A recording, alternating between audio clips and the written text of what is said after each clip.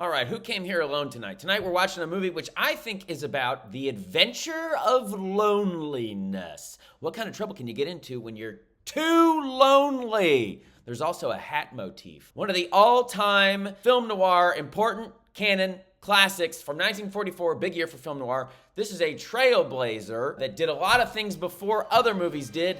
Phantom Lady. There are a lot of great films with the word phantom in the title. Thread, Menace, Carriage, Of the Paradise, The Opera, The Phantom, Fanta of Liberty, never saw it. I'm gonna make a bold statement and say that this one is my favorite of all the Phantom films. Film opens in a poor schlub, spur of the moment. He invites a random woman he just met to a late night show, and then a bunch of consequences happen. But for what? Why? Why, God? Are you there? Then his secretary has a race against time to prove his innocence. Set in the Universal Studio lot shot New York City, based off source material by Cornell Woolrich, pseudonym William Irish.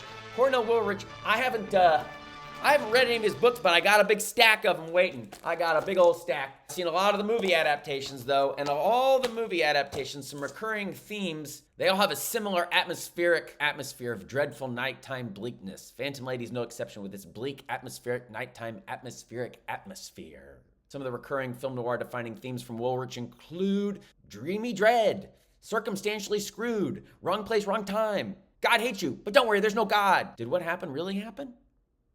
Did I dream it?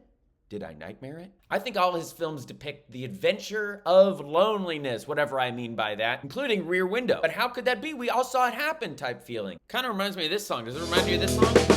But I kept on looking for a sign in the middle of the night. But I couldn't see the light. No, I couldn't see the light. I kept on looking for a way to take me through the night. Couldn't get it right.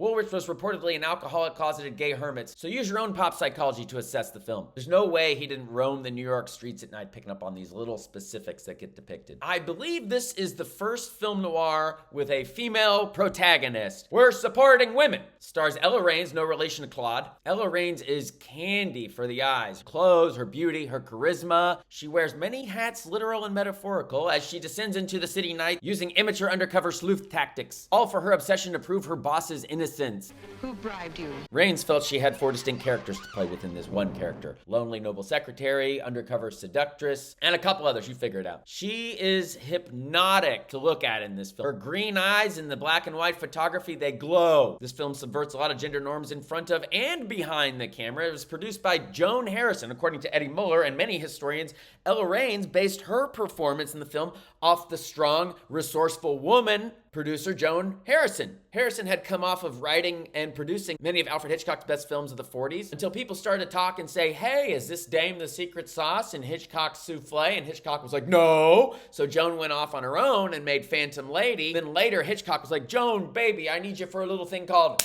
television. She kind of held the Ella Raines on Alfred Hitchcock Presents. Her films have a signature stamp of quality. Robert Siodmak, perhaps the most prolific film noir director in all of film noir, The Killers, Crisscross, etc. Siodmak gave Hitchcock a run for the money as a of-the-day suspense master. Perhaps he should have had a different name. His name's kind of funny. That's a strange looking name. He and his brother Kurt Siodmak, who wrote a lot of famous horror, including The Wolf Man and a bunch of Universal stuff. They were German Jews who fled alongside a sea of talented German Jewish immigrants. Some of his previous collaborators include Billy Wilder, Fred Zinnemann, Edgar Ulmer, oh my God, Fritz Lang. These guys all ran together. What a creative scene. And then they sought sanctuary in Hollywood. Siodmak was a master editor. Sometimes he edited the film himself. There are multiple memorable sequences in this film. The film has an often discussed jazz sequence that is intentionally without nuance in its metaphor. You'll know it when you see it. Never has a clarinet made you so horny. Elisha Cook Jr. Elisha Cook. Cliff, a hopped-up drummer who held the key to a crime. There's a noir mainstay. When he shows up with that bug-eyed, mopey mug, you know it's a good movie. The film also features a singing lady who is actually Carmen Miranda's real-life sister. Thomas Gomez, a Latino actor who, even when he played a Mexican, seems like a New York Jew to me. Alan Curtis was considered a very, very, very